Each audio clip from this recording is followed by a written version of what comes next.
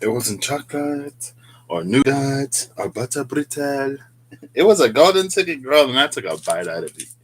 That's what Augustus Gloop said in Willy Wonka. So I'm back. Turns out Chino had already been out today, and he had his treat. So I guess he was just bored, and everybody else is asleep. So I decided to come back. I'm gonna eat one of my treat yourself chocolates. I was in the store the other day and I looked at him. I didn't even look at him. I was looking for him. I was like, you know what? I want some treat yourself chocolate because I'm gonna treat myself.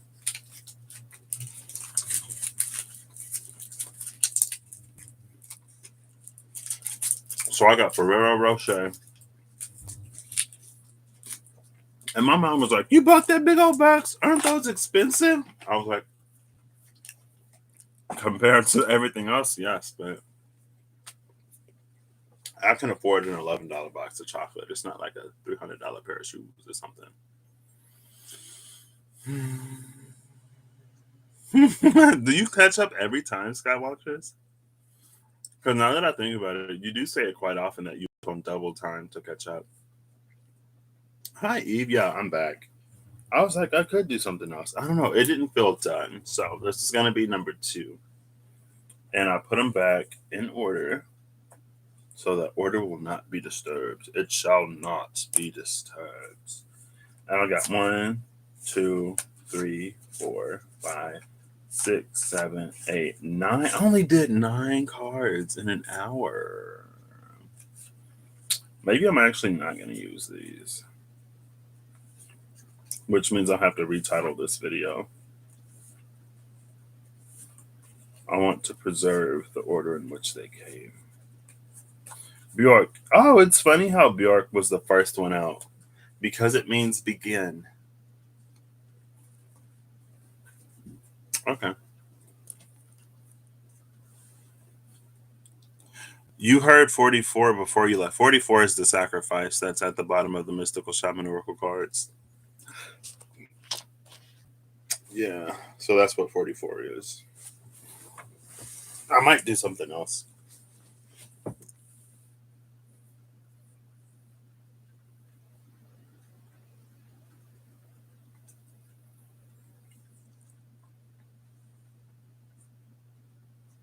Oh, snap.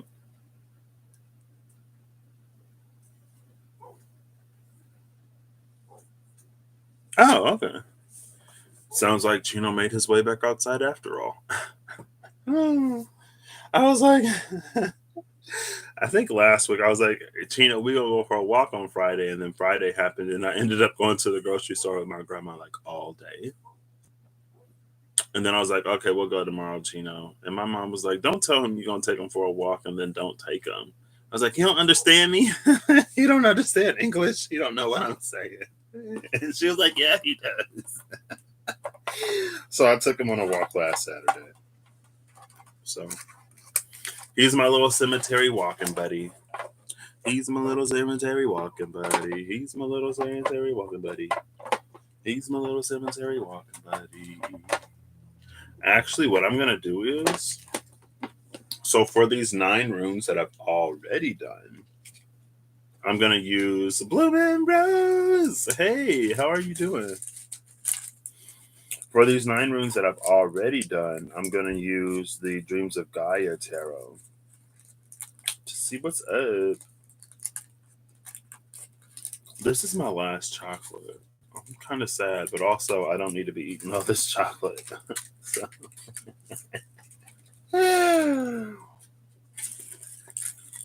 I can treat myself in other ways. You're well, it's Friday.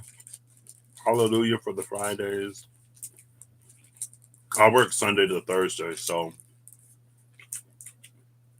but my payday is still on Friday, so you know what I mean. Glad to hear that though.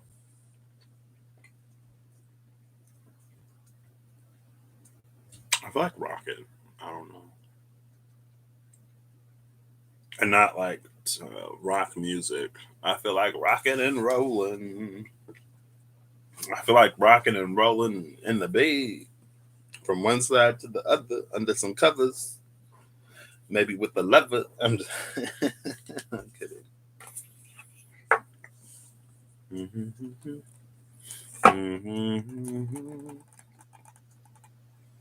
Babysitting your son's dog. Oh, she has a lot of Aquarius. You caved and bought Halloween candy last night. Payday saying, "Eat me." Mm. I want to get some candy corn. I wanted to get a cute little glass pumpkin to put on my desk and fill it with candy corn, but I didn't see one at the store, and then I forgot. I didn't get any candy corn last year, and I enjoy candy corn. I was upset. I remember back in the day, Halloween candy used to sit on the shelf for at least 2 weeks. You can get it down to like 50% off, 75% off some of the candy, but now it'd be gone within days. I'm like, y'all supposed to let the price go down.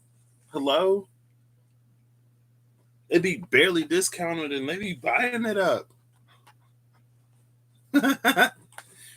Anyway, enough about me.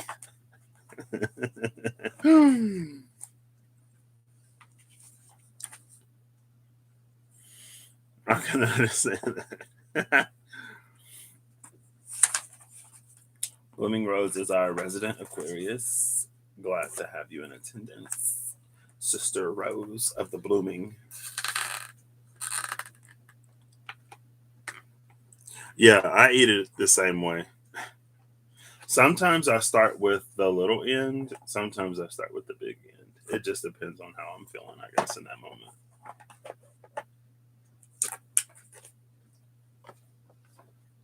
Let's see.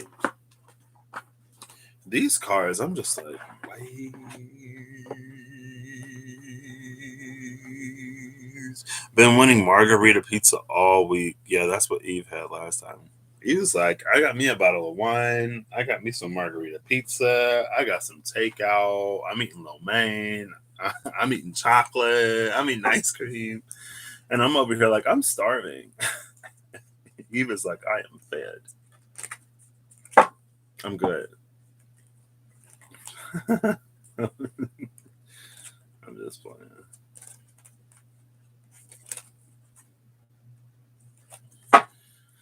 Okay. Ooh, the mother. The mother and the queen of earth. If that ain't Pachamama. See, that's that postpartum energy again. So I guess for Bjork, this is how I'm gonna do it. I split the deck in half. I'm gonna pull off of these two halves for the 9 cards that I have. And we're gonna see if I get the same side of the rune in collaboration with another deck, or if I get a different one.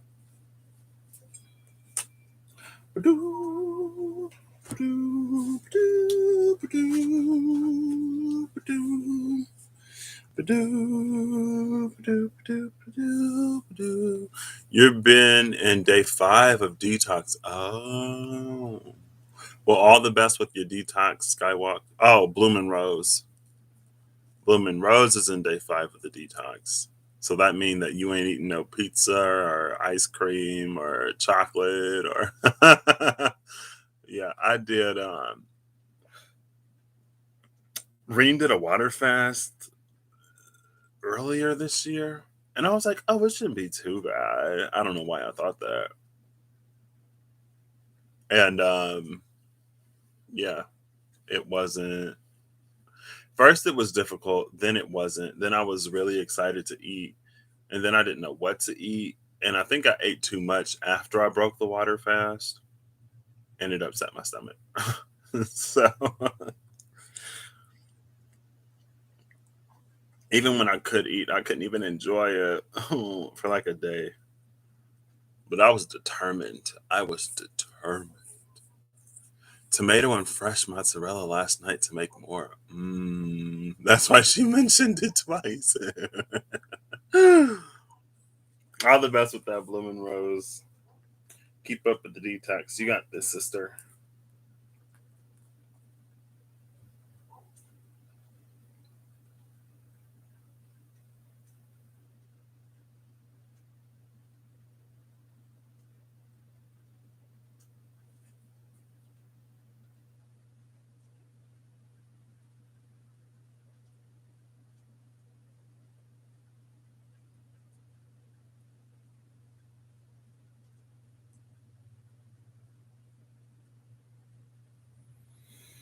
Let's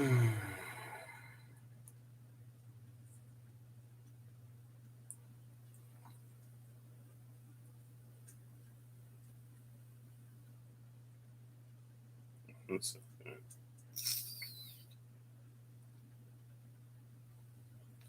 Um,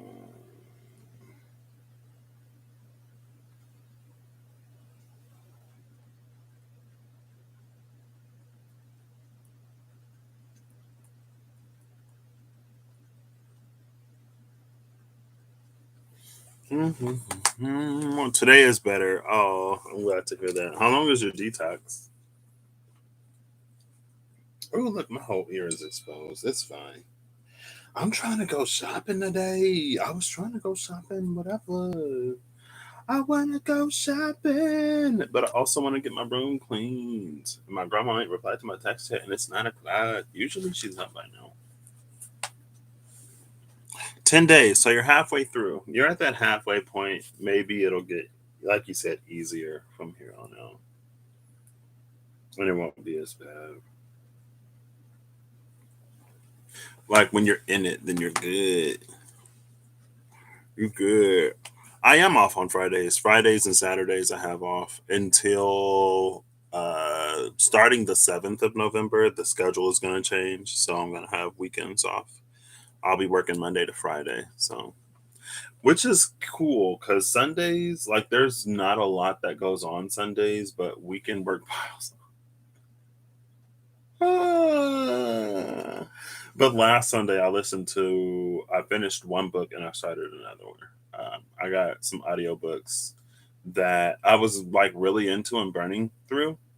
And then for whatever reason, I guess I kind of forgot about them and I just stopped. And then it wasn't until last week when I was talking to Russ, I was like, oh, I could finish those. So, like, I get to move at my own pace, which is cool, but it's so much. You cheated on your cleanse with coffee after more than a month. You're making pizza today. That's it. Then you'll start again. Gonna use spelt flour though? Spelt flour? I have no clue what spelt flour is. I did see something yesterday in the Farmer's Almanac that if you cook tomatoes in aluminum pans, the acid in the tomato will react with the aluminum and it'll discolor the tomatoes and make them a little bitter. So I was like, what? Because when I tried to do them like the paneer, butter paneer, and stuff like that,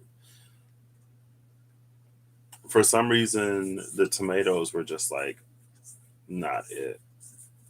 But my auntie was like, "Oh, this is so good. You use herbal tea." Ooh. Caffeine doesn't affect me, so thankfully I don't have much of a dependence on coffee. Even though I do love Starbucks, I saw matcha powder at Walmart yesterday, so I got some. Okay, so let's get into Bjork. Bjork. Bjork. Nine. Ooh, for a chickpea crust. Oh, I want some nuts. I saw nine in the store. I was like, what? They got nines in the store now? I didn't have no curry to eat it with. So I just left it. But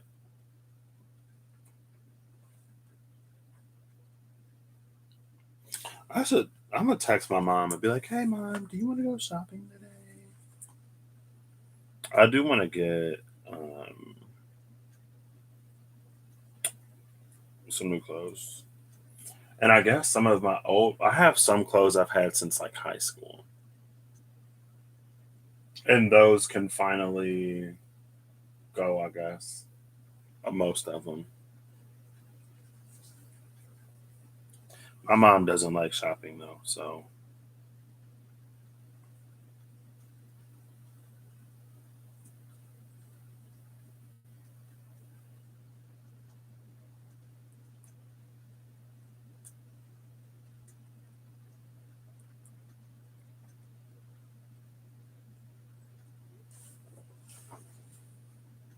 your Wi-Fi went out. Gotta catch up again.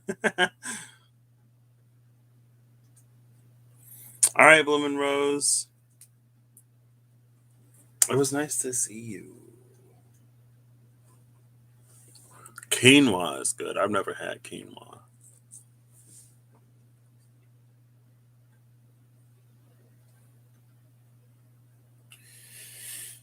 For some reason, this deck, maybe it's just now, like, I'm not.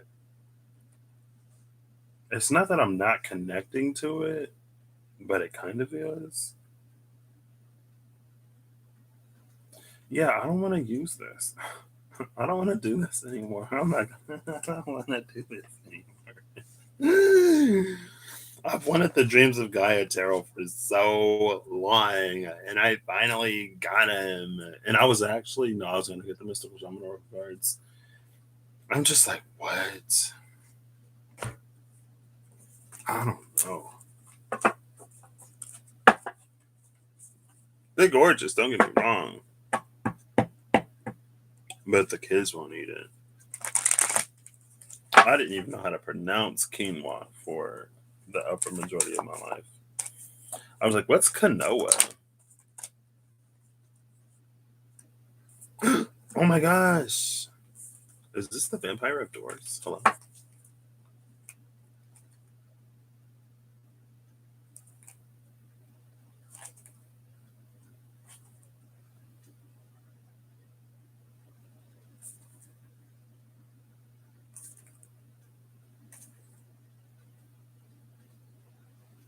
This is a whole bunch of cards.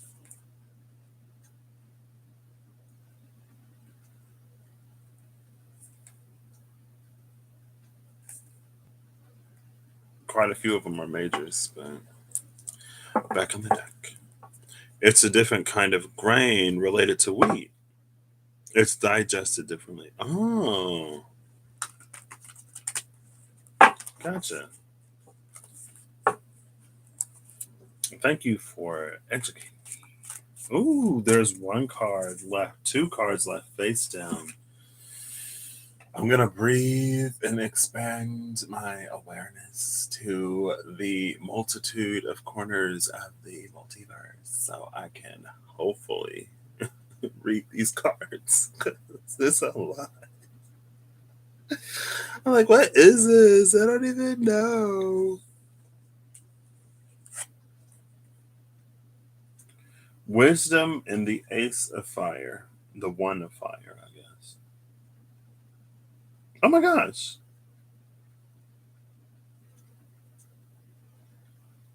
Wisdom is 10. So I guess the Hierophant, or the Hierophant, the Hermit gets bumped up to a 10 in this deck.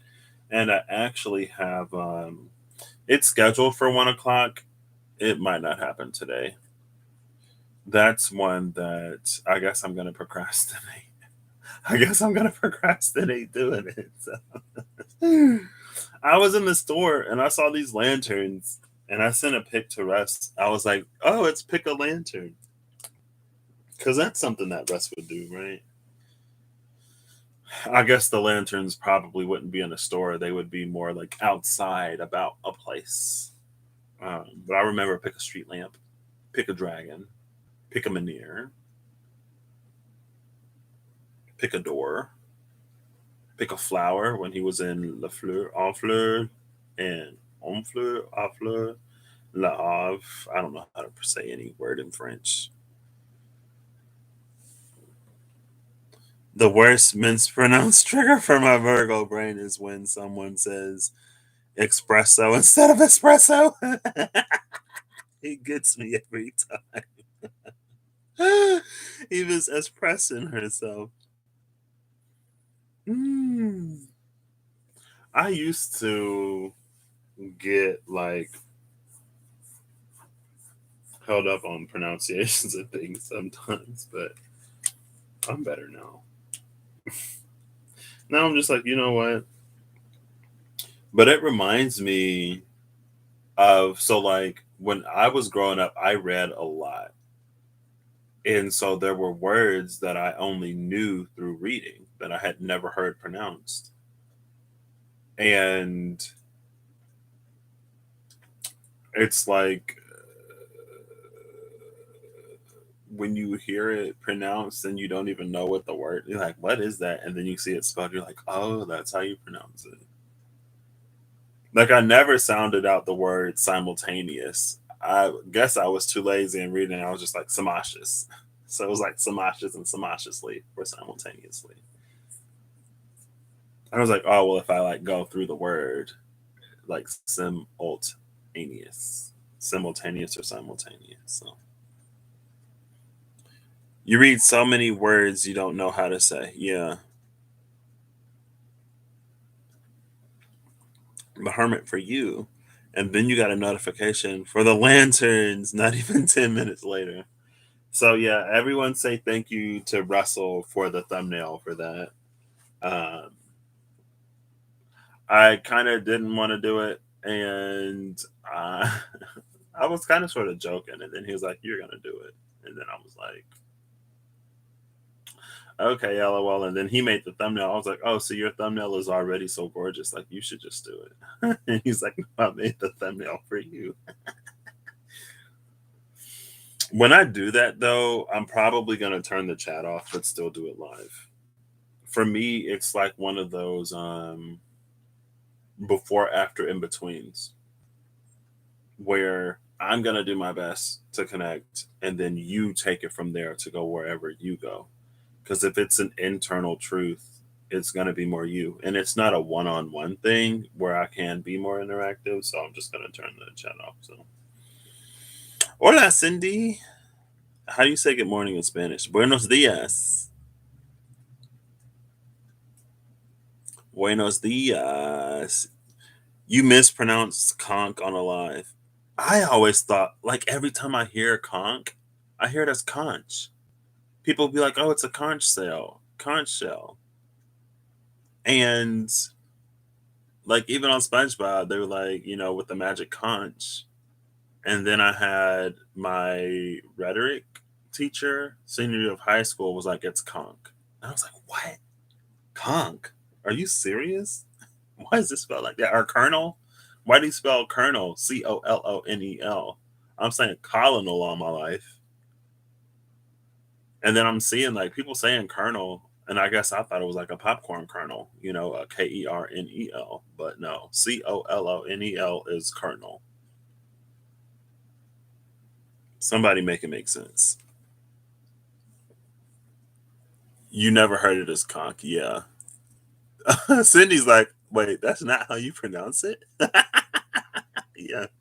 It's pronounced like conch, because I don't know.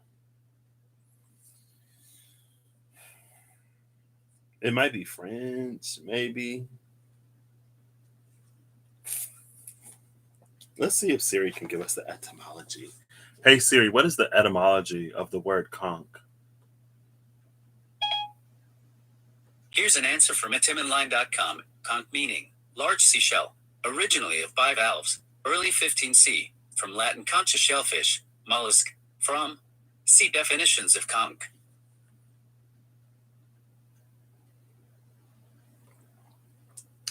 I guess so, like Latin. From Greek, concha, muscle or cockle. Also metaphoric of shell-like objects, hollow of the ear, kneecap, brain pan, case round a seal, knob of a shield, etc.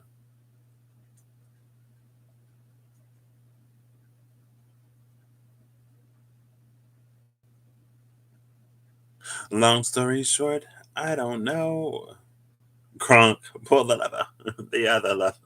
Pull the lever, crunk. Oh, pre-Greek, or else from a pre-Greek word.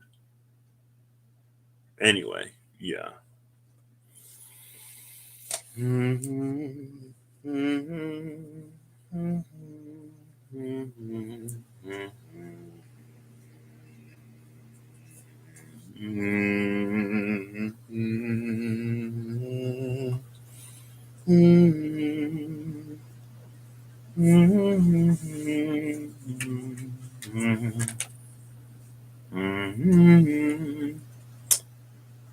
Um,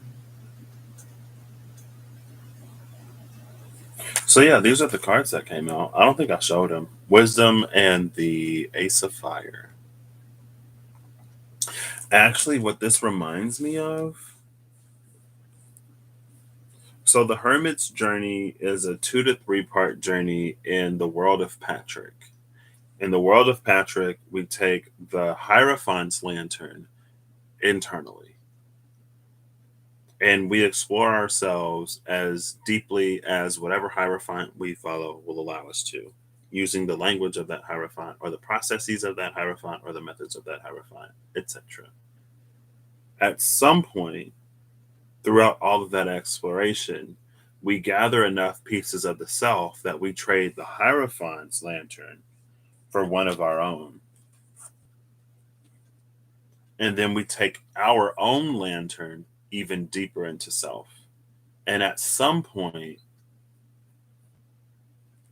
we reach that source point wellspring thing I was talking about. He's still outside.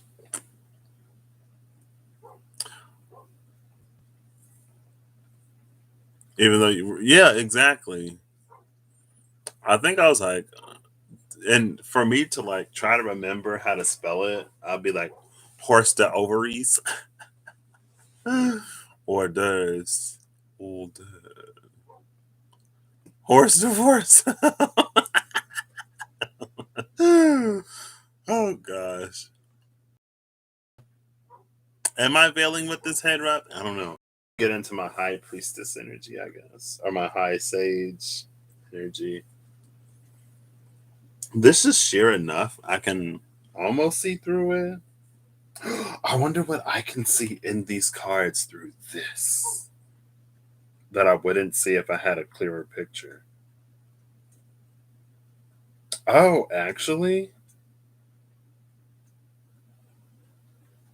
what I see in this in the wisdom card like this that I don't see when it's clearer, it's like there's a body of water here. It's like an energy of an isthmus. And otherwise it just looks like grass. It looked like an isthmus. I think isthmus is no a strait. It was a strait because the Strait of Gibraltar is water,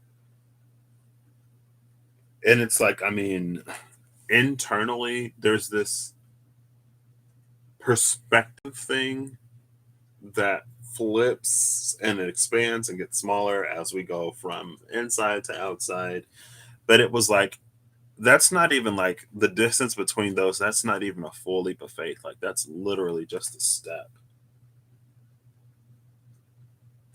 And this person is looking at it like, I don't know how I'm gonna cross that. And it's like your natural pace is bigger than this. If you would have kept walking, you wouldn't have even noticed that you passed over a body of water because it's like it's that small.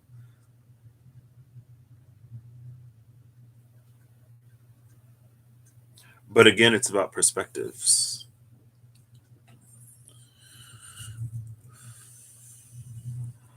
Espresso, though, including.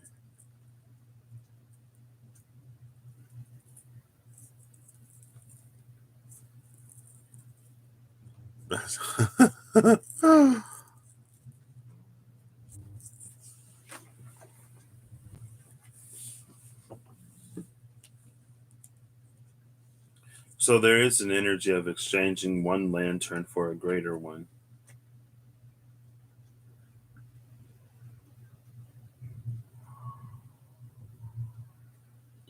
And there's a spider in this Ace of Fire.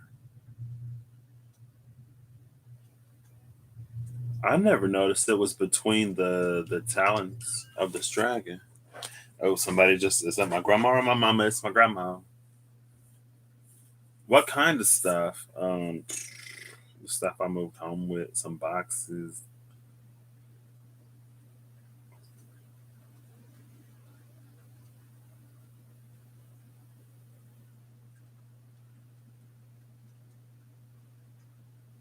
One second.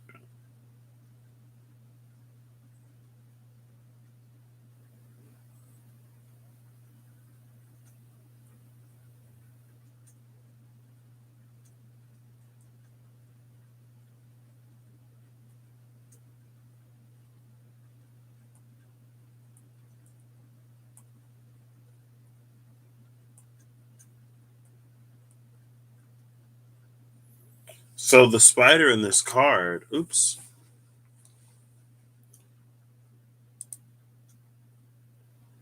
it reminds me. I saw the card as I was flipping through these, the one with the spider in it. It feels like it actually weaves pathways internally. Oh, the spider would create a bridge in between these two if this was a body of water pouring out of the opening of that cave. The spider would create a bridge, but it feels like it's characteristic of the light that the light that the hermit would carry after. So it's in light of not only exploration and expansion, but it also carries on in a Bifrostian way almost, but not quite.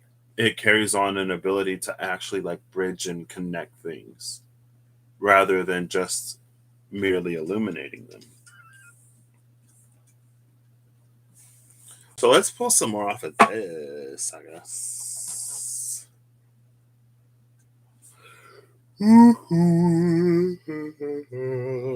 Excuse me.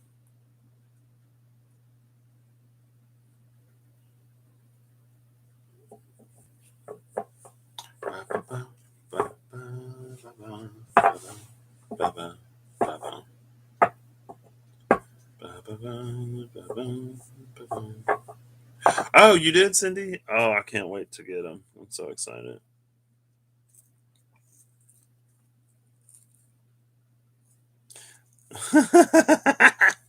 Sky Rocktress is like, I might say espresso when I'm with my friends and family, but when I go to the cafe, it's an espresso.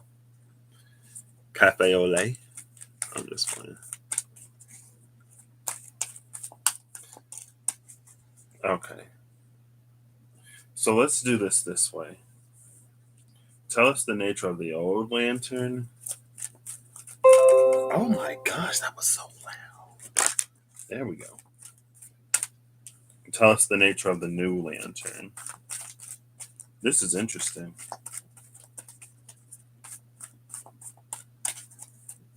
What's the nature of the new lantern, please? As much as you can tell me. These two came out sideways separately, so I'm going to take those two. Well, this one is proper sideways. And then if I can't get one to like at least turn over so I can see a face. Okay, no, that's fine. What is interesting though is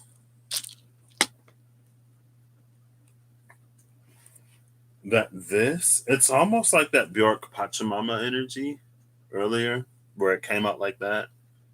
But again, it's like it's bridging over, and it's actually bridging over to what came out.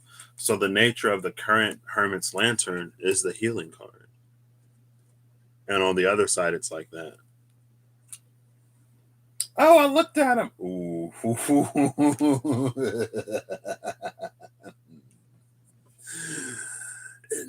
Interesting.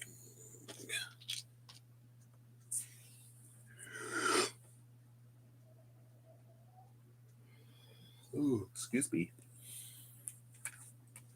So the nature of this lantern is healing.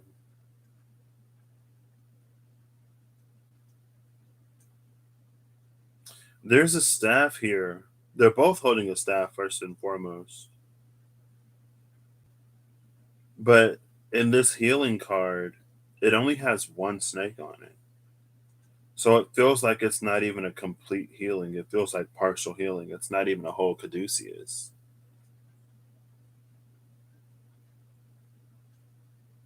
And it almost in that way carries an energy of like that which cannot be communicated, felt, or expressed cannot be healed.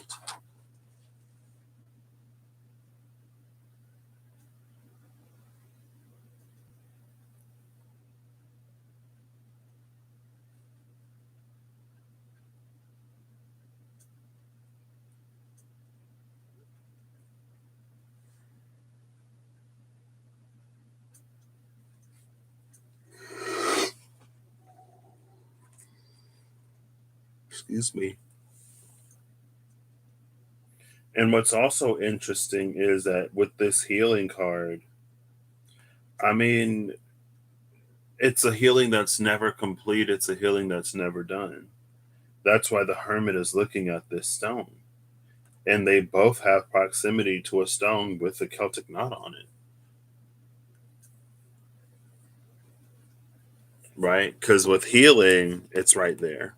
With the hermit, it's the one that's across this the body of water. And maybe that's what the hermit is realizing, that with whatever the hermit is doing to heal right now, it's never going to take it to whatever this is. Because again, there's only one snake around this rod. Usually it's two, the caduceus, that symbolizes healing. Why does the healing card not have a full caduceus? Like, what's that about? Because the Hierophant can only heal what can be healed externally. Internal information can only apply external information only serves us as far as external information and external matters are concerned. But to go further into the core of oneself and to really discover the truth of oneself that has honestly been forgotten, one has to find their own way.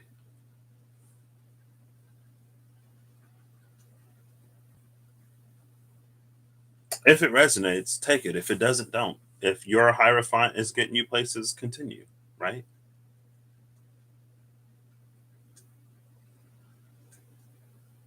But it does feel like you're going to hit that point. Oh my gosh. Look at this. I just noticed it. The healing card, that stone is separated by an island. See, here's the body of water that separates these two. Again, it's not that far.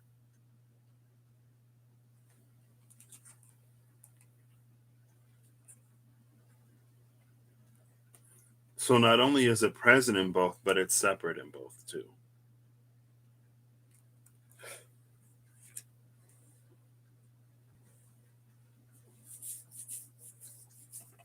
And it's my intention and hope, especially when I'm in a space like that, to as best as I can. It's almost like a therapy, right? Where you prompt someone else to sort of provide the information and to fill in the blanks. Because even if you see and recognize and notice some things, it's for the person to discover. Because then it's almost like if it's something that they discover, it's something that they can then work with rather than it being pointed out to them. And now they're like going to somebody else, like, hey, you saw this in me. So how can I like take it further? How can I do the whatever? How can I go, what's the next step? And it's like, I don't know. That's within you. It's your choice and your decision. It's your path based off of choices, decisions, and that which need be, and that which you want be.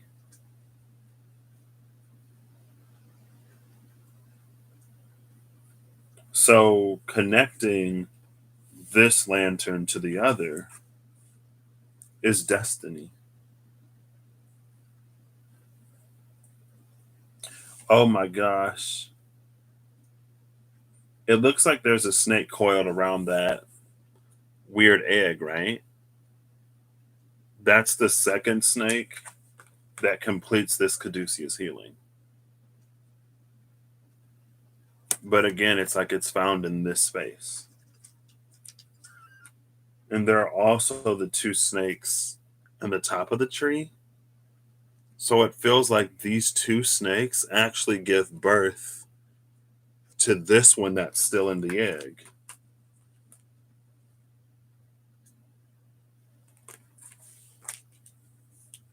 Hey, Corey.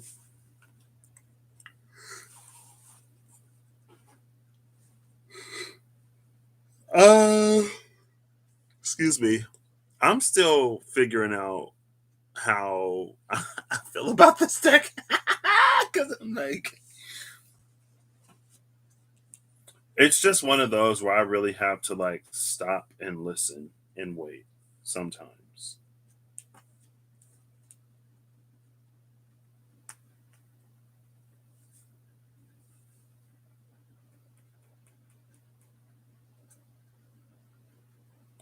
There's something about this.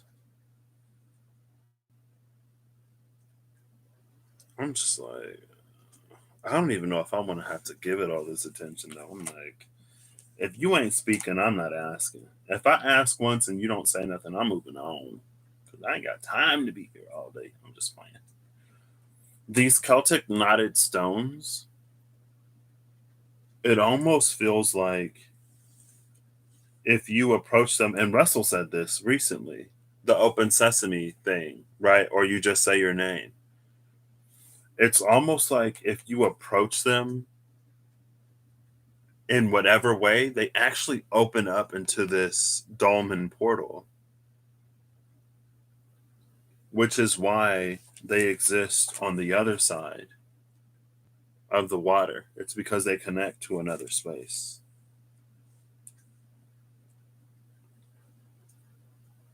Like there are the personal realms, the personal halls, the interpersonal, and then the intrapersonal. And this is an intrapersonal space.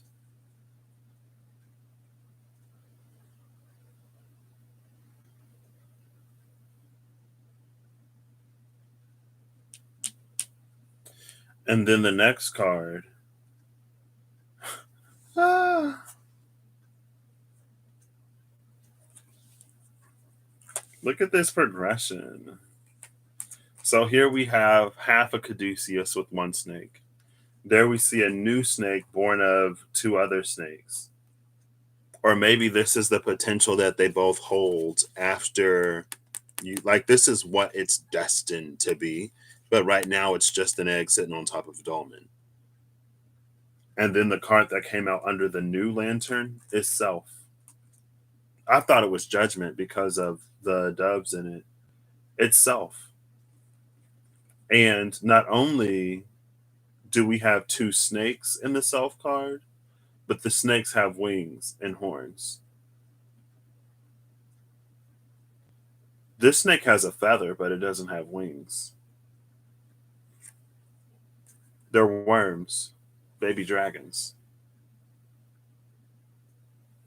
One snake, the egg, and then two ascended snakes in the self card with three birds. And the blue mystical roses from the Fool. And is that half of an eggshell at the bottom of the deck? Is that half an eggshell? I can't tell.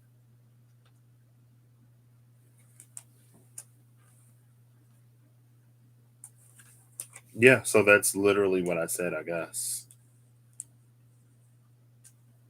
We exchange the lantern of the Hierophant for the flame of self. And self takes us further. Self takes us into spaces that the Hierophant can't enter. Because the Hierophant, it's too collective, it's too general. And it's not designed, it's designed to get you to the threshold and to encourage you to move beyond it. But once you cross into this, it's all self. And no amount of oneness or interconnectedness will guide you. Because that's where it becomes really, it's almost warped and twisted and labyrinth like and many pathsy. But for the hermit with the lantern of self, it's as clear as any other path. That light unwarps, untwists, undistorts. And then it's almost like there are, I want to say pylons, because that's a word that pops into my mind that I know from video games. There are braziers within there that you take that lantern of self with and you light up, you ignite. And maybe that's the four corners. And when those braziers are lit up, that's when we become who we originally were. That's when we become who we are. That's when we become capable of all the things we've been told that we're capable of. And it's the ace of fire. It's the single soul. Almost in the beginning. almost at its moment of creation.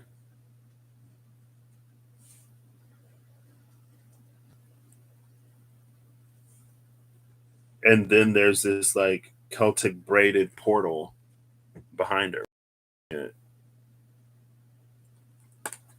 So yeah, the stones open up into the dolmen, and after you step through the dolmen, you realize that from the other side, it's this portal thing that leads to whatever this is. And I guess it's also interesting because I was like, that's what the hermit's journey is from my perspective and experience. There's the lantern of the Hierophant that you exchange for the lantern of self, and then you find your source point wellspring where you it's like where you start and the collective ends, but it's on that border, so it's still the collective.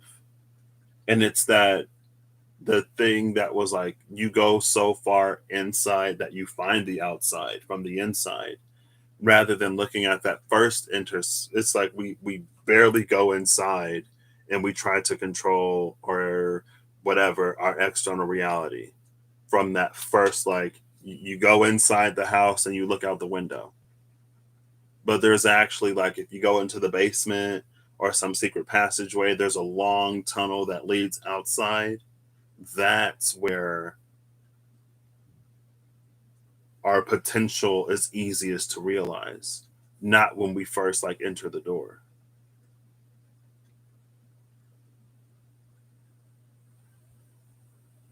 In my opinion and perspective, from my perspective, right? And there are places, again, it's like Hierophant energy can't get us there. Hierophant energy isn't designed to, even in its purest, most high vibrational form or state. That's not the job of Hierophant.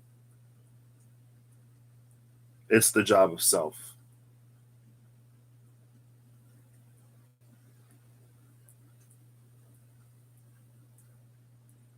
But a good Hierophant will prepare you in all the ways that it can. But eventually, again, you have to go on. I guess it would be held this way. You have to go on to find yourself.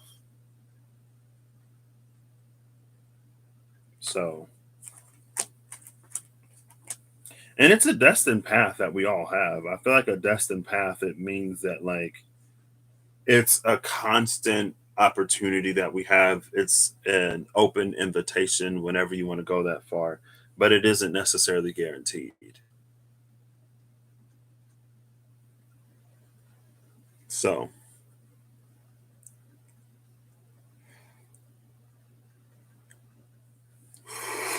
excuse me. Yeah. And it's very much that energy, Danielle, in a space where there are so many teachers with so much information and so many answers. It makes it difficult. And again, it's like there are many paths to get to the self, there are many paths to go further within self.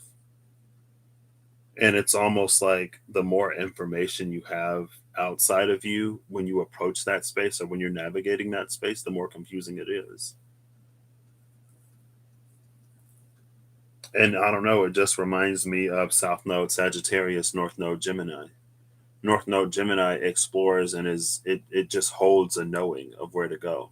South Node Sagittarius is the one that studies and philosophizes and theorizes,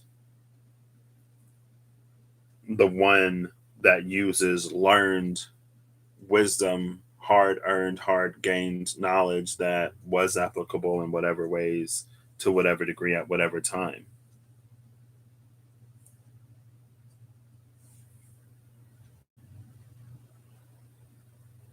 But self has evolved tremendously, like many things. And old pathways, old information that can only take us so far. And even then, you know, sometimes it still had its limitations. So wax on, wax off. Oh, snap! It's Kizzy Cat. Hey, Kirsty. I'm well. How are you? I'm trying to get me some good food today. And some bubble tea. I want some Indian food and some bubble tea today. Okay, so Dreams of Gaia Tarot, you ain't too bad, I guess. It's just, and again, it's almost coming off of that energy where we're not who we were designed to be. We're less than now. And all of the things that we're told we're capable of, all the things that we believe ourselves capable of, and all the things we know we're capable of, and the condition we're in, we're not.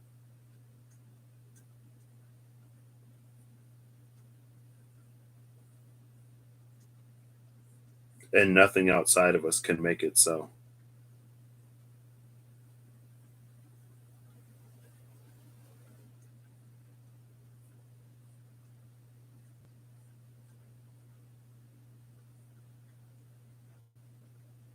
And if you have to wander, then wander.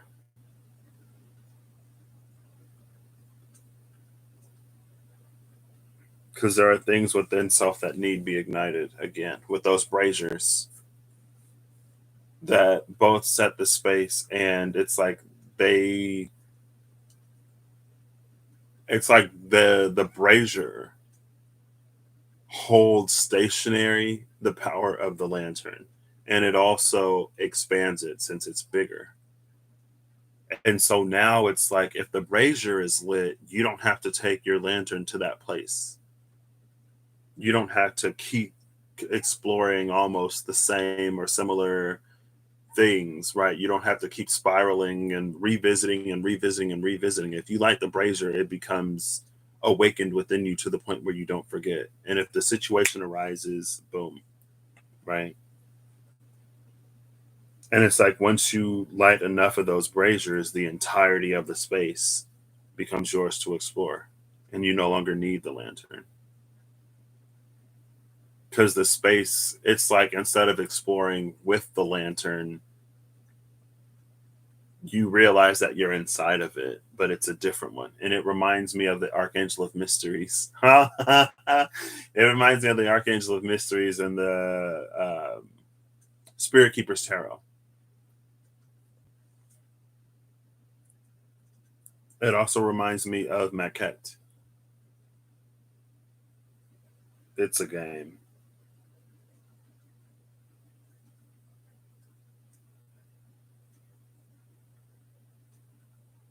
But it's like you can't be the lantern or be in, like, we are in the lantern.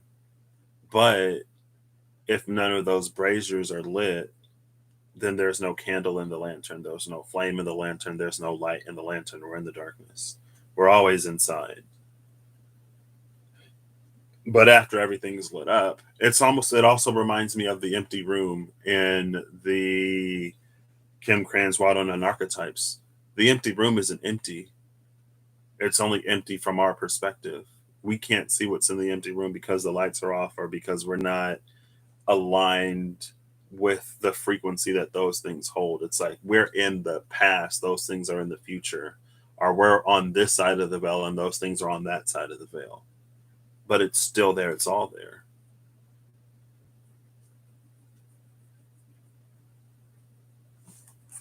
So I'd like one last card, please.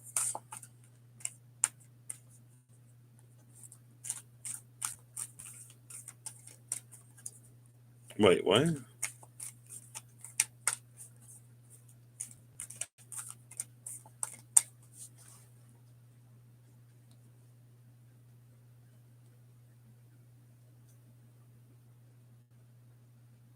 Oh, what? I love old trees. I'm sorry to hear it's being cut down. Welcome back, honey.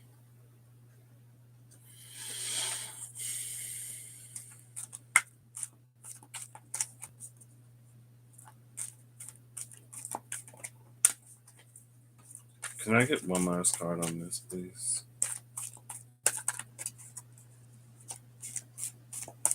Maybe. Let's see. Maybe not.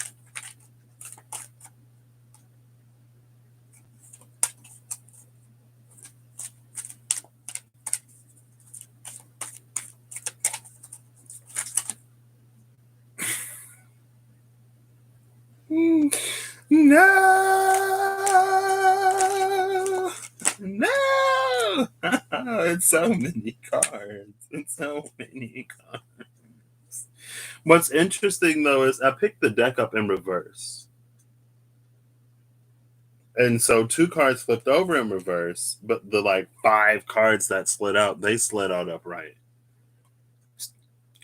So I will acknowledge them. The card that came out in reverse was Thought. And I actually love this, especially in reverse. Behind Thought is Union. With this Eight of Fire, that the Crone together energy. But with Thought in reverse, it's an energy. It's interesting because here we have this little goblet that's all shiny and golden and stuff. But for me, this is the well, and the well is cemented over. So while this does have roots, the roots don't even connect to the ground.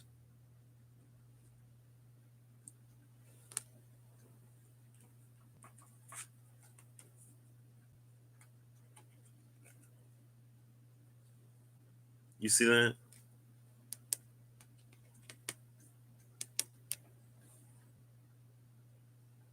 This is the energy when I was talking about how we'll come inside the house and look out of the window.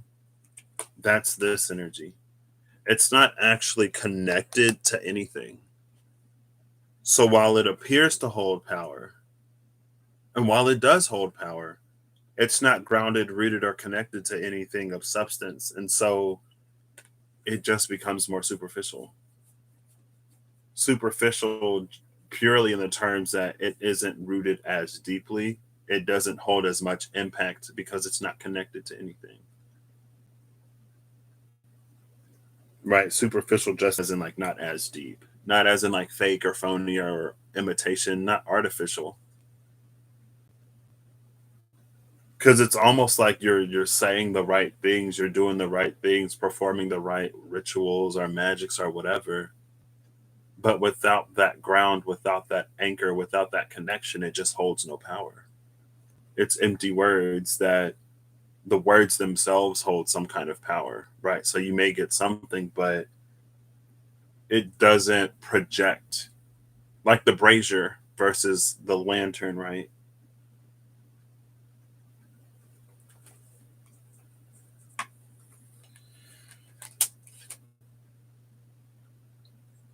And then yeah, here's this. Ooh, I'm not even gonna get into all that, but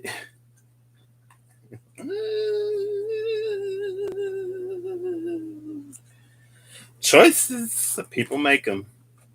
So the cards that flipped over in reverse, it's Faith in reverse and the Five of Air in reverse.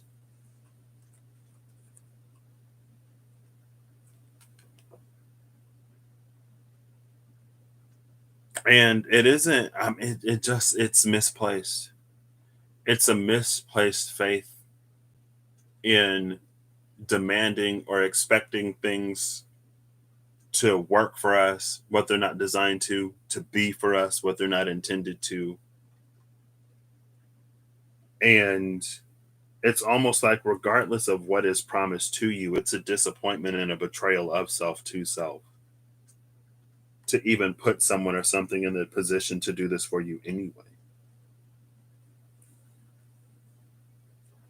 And when others tell us who we are and how we are, we get to see ourselves from a different perspective, from a decentralized perspective. But to rely on them to give us an accurate, complete, and total picture, or to expect that they will give our words any power. It's like, no, they can validate, they can confirm, but that's like other people are not the source of any one individual's power unless you're a hierophant. And it's literally everybody who believes and follows and says and mimics and does the things that you do. The hierophant's power lies within the chorus of those who carry on its messages. That's what hierophant is designed to do. So hierophant, it's almost a space where voices of the collective can come together to create change, but a coming together of individuals to form a collective. There's a, it's almost like a common goal energy rather than becoming of one mind, of one language, one vocabulary, all thinking and believing the same thing. Because it doesn't give you an approach from any other angle. It's the same approach from the same angle, the same perspective. It doesn't hold much difference in it. That's the power and the diversity of Earth. Is you get a many path energy where because of our different paths, we all hold different perspectives and we can work further together. But when we take on others and their perspective and their beliefs and their languages, it's like for some things it works, for other things it may not. And so things get lost in translation just because we're trying to force self into something else.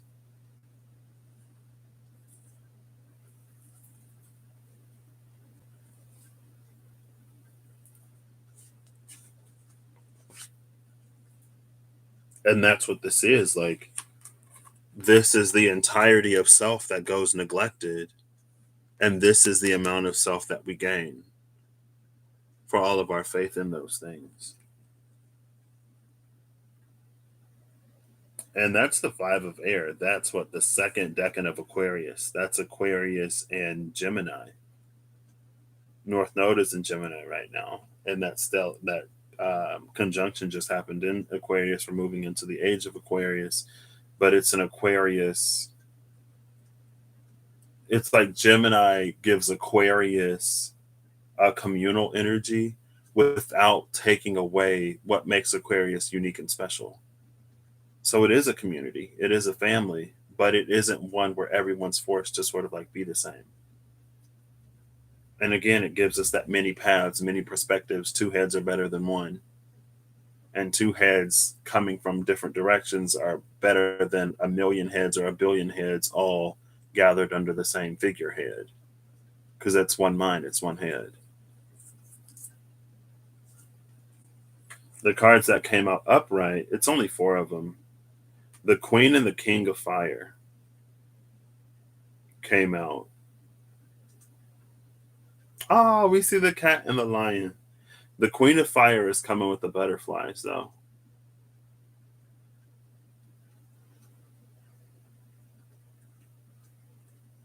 Honestly, it's an energy of maturing in one's own energy. It's an energy of maturing in one's own truth. And it's stoking that fire bigger and bigger. It's lighting more braziers. The space itself is lighter, where there's more of ourselves that we have access to. We're more grounded and rooted in those things that give us power or that give word power, to the point where you need not even speak word. You're so grounded in the power, right? It just is, it becomes being. That's when we become all that we've been told we are. Upright. And then the maiden is behind that with the child.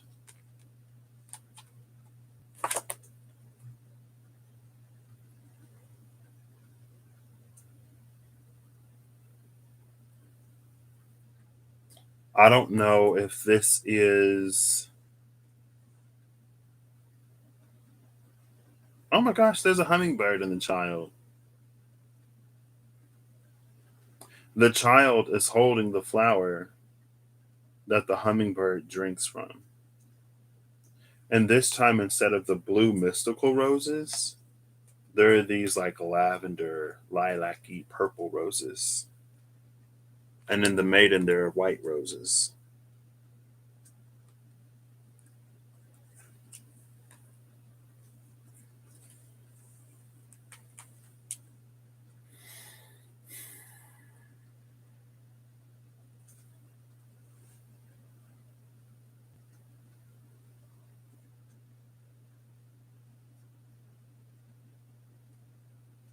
And it's this energy where it's like it is your position within the thing that gives you the power to change it. There's an energy of like being both a creator and a part of the creation. But it's like it's because you're a part of the creation with like administrative privileges that you get to determine and make choices and edits and things like that.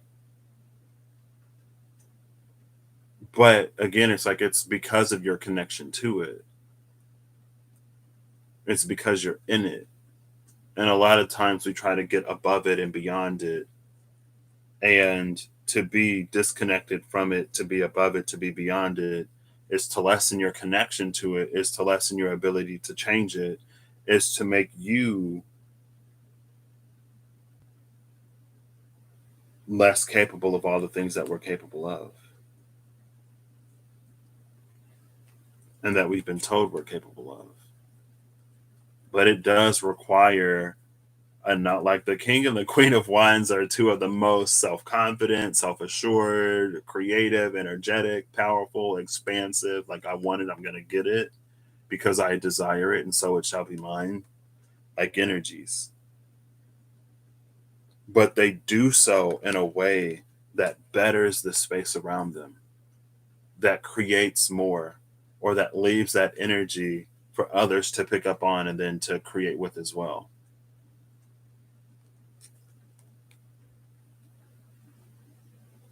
And it's like there are times to be this king of fire, blazing sun. And then there are times to be this queen of fire, more distant, but still there energy, right? It's like the size of the fire that we need in the winter is not the same size of fire we desire in the summer. And so there is an appropriateness here as well. An appropriateness that's hard to abide by when we are lost to situations and circumstances, when we fall prey to our desires.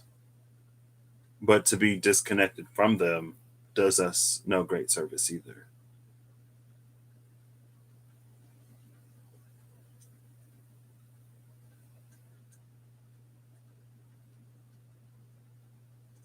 And so we almost become a part of a greater cycle, just like the seasons, hot in the summer, cool in the winter. We become that which is capable of moving the world forward, but not in any way that this can help us. This cannot connect us to power of that magnitude. That, again, is this. It's not rooted, it's not connected to anything.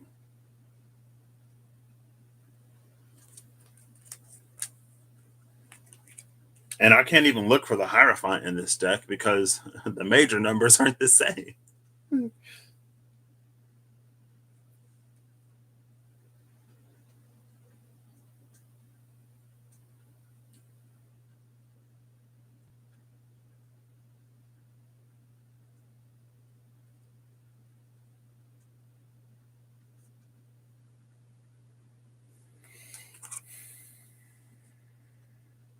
I feel like the maiden and the child have more to say, but those are things that would be discovered within self. So I don't know what they want to say. And I'm not of a mind to ask, not in any collective way.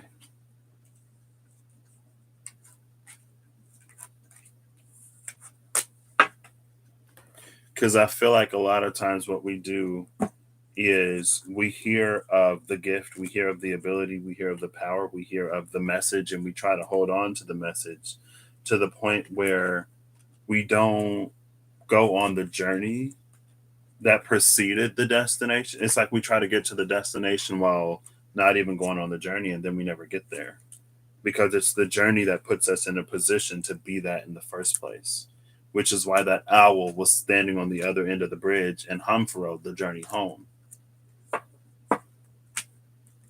It's the space of that which we must become.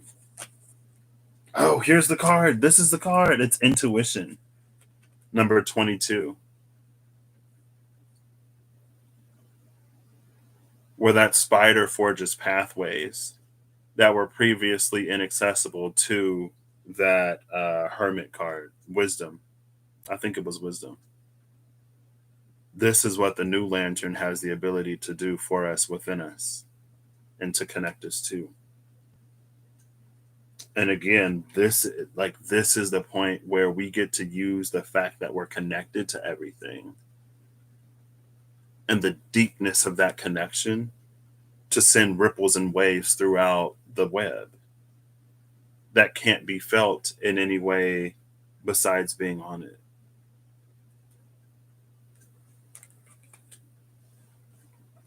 And then here's the card, two of the cards that actually came out with that whole mess of cards where I was like, I'm not going to read all this. It's the crone and the six of air. The six of air is in that in-between space. And it's because they're in that in-between space that they hold that power.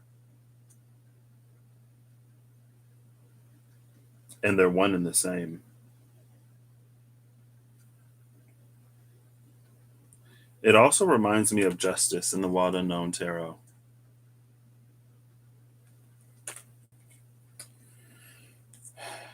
Ask me if I know. I mean, kind of, yeah, actually. This I'm not going to say I don't know because I feel like it's not that I do know. Here's the journey card.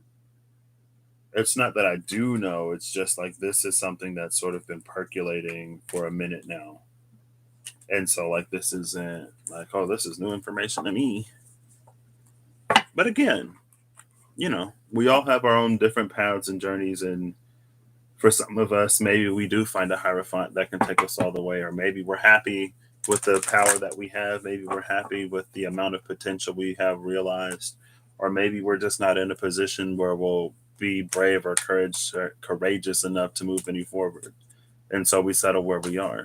And there's nothing wrong with that, especially if you can find contentment where you are, right?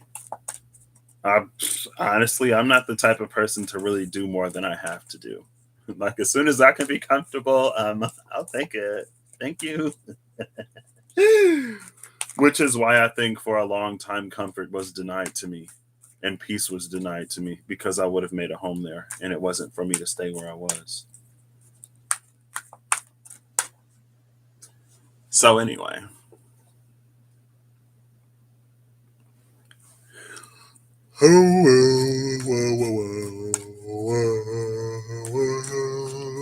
Excuse me. Can I get a final card, please? This one almost came out, but it didn't. It's the Five of Water again.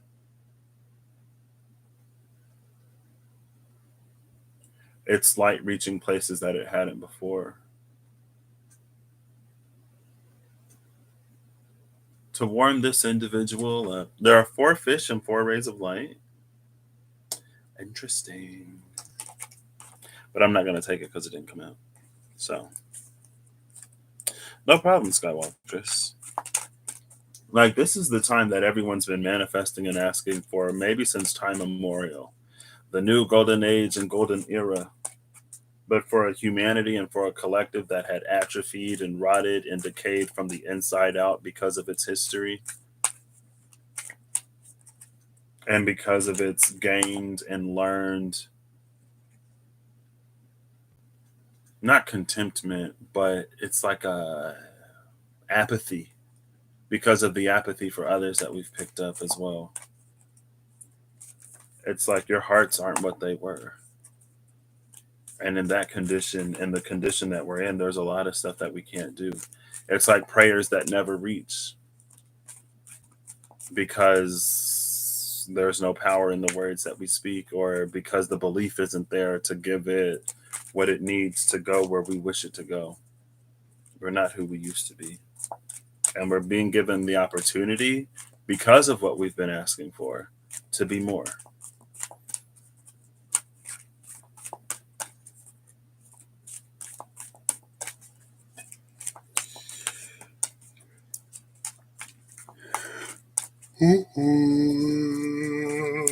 Excuse me. There we go. I actually saw this card when I was flipping through. Ooh, so there is kind of sort of an on earth as it is in heaven energy. Heaven and earth is at the bottom of the deck, which is the 11 of earth, and then the 2 of fire came out. And it's almost this energy. Who is this? You see that? I realized that Pisces not anywhere. Journey snuck out too. I didn't even realize Journey. Oh my gosh. Heaven and Earth Journey. This is literally the Humper of Bilrost energy. But what came out with Bilrost? It was the owl. The owl came out with Bilrost, and that's what I just mentioned. And then the owl, it was the energy of, it's like when we become that, that's when we get to go home. The Watcher is like us. We watch ourselves.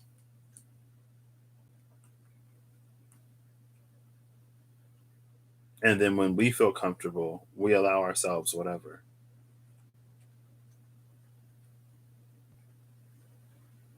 But there is almost an energy here.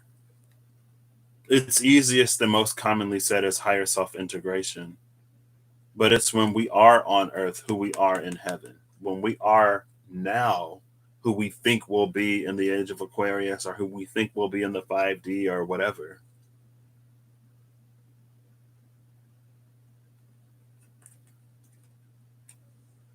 And it's when we're both of those at the same time that we get to move forward beyond the polarity that we establish between them. It's almost like as long as we continue to put it off, or as long as we make it something of the future, or as long as it's this thing that we sort of wait for and don't come into, it will continue to be that. And it'll be like this. It's like a revolving door. This is a revolving door energy, like a carousel that we never get off of, because it's designed to get us closer and closer and closer and closer to who we will be, who we are truly. And when we embody that, we don't need it anymore. So we move forward. We don't experience those things anymore. It's like there's nothing more for them to teach us. That's when the stone with the Celtic knot opens into the dome, and we get invited into a whole new world of potentialities that, where our reality can become whatever. Outside of this revolving door carousel, spiraling, experiencing the same cycle's energy, but to truly progress and to truly move forward.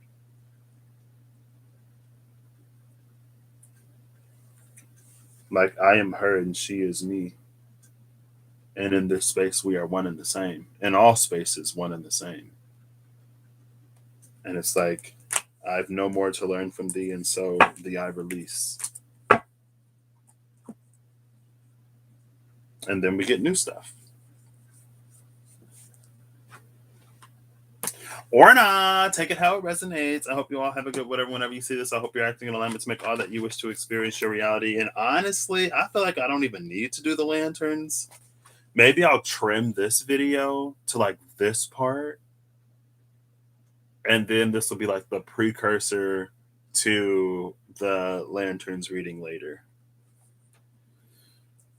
But again, like it's going to be collective in general, so I don't know how deep I'm even going to be comfortable going, let alone how deep like spirit is going to be comfortable.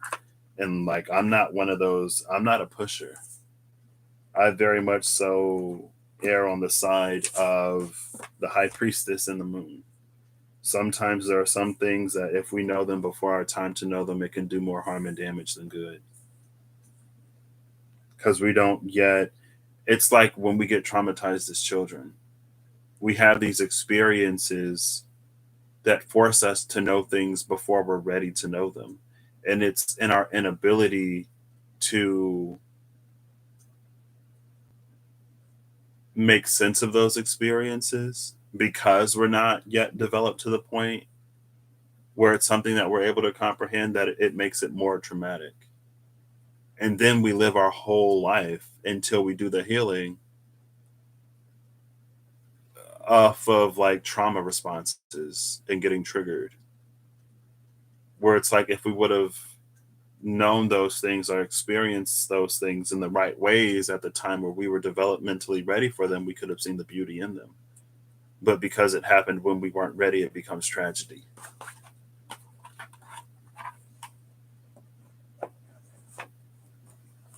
And we'll hold on to that tragedy and we'll live tragedy over and over and over and over and over. And sometimes we'll never allow ourselves to experience the beauty of what it can be because the pain and the hurt of what was there. So I don't know. We'll see. I guess I'm not gonna not at least attempt to do it. I blame Russell. I blame Russell. I didn't even want to do this. I was just like, it was a joke. It was a joke. I was like, oh, look at all these little lanterns. It's a pick a lantern. And Russell's like, do it. And I'm like, wait. He's like, here's the thumbnail. And I look, he was like, do it when you get home from the store. And I was like, I'm tired. So we'll see. We'll see. We'll see how I feel. I am avoiding it. I don't want to do it. I really don't. But I can see it as something that needs to be done. I guess.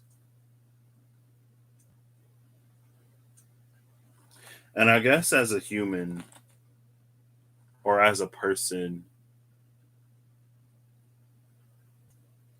I think it's so extremely ironic that we're born into this space that we know nothing of, that we learn. And the one thing that has sort of like been there with us, those things that lie within us, those matters of self, are the hardest to learn. It's easier to love others than it is to love self. It's easier to appreciate and acknowledge and value others than it is self. It's easier to learn and discover and explore others than it is self. And then when it comes to self, it's like, well, what do we do? How do I do this? What does this mean? And I guess it's something for us to learn, to love and value and appreciate, just like we do everything else. And it's a process, just like it is with everything else. And it requires a patience, just like anything else. So, but you would think it would be easier to know ourselves because we are ourselves, but apparently not. So, I'm not going to say it's a design flaw. I'm going to say it's an interesting challenge for us to appreciate so that we can truly understand the power and the impact and the magnitude of who we are. So, I don't know. My Wi Fi was struggling the other day. That's when I was like glitching. Everybody was like, I'm lagging. I'm lagging. Are you lagging? I didn't know I was lagging because I was live. But all right, I'll catch you all later. We'll see. We'll see if I do that live or not. Maybe I'll do another live before that so the notification doesn't go out.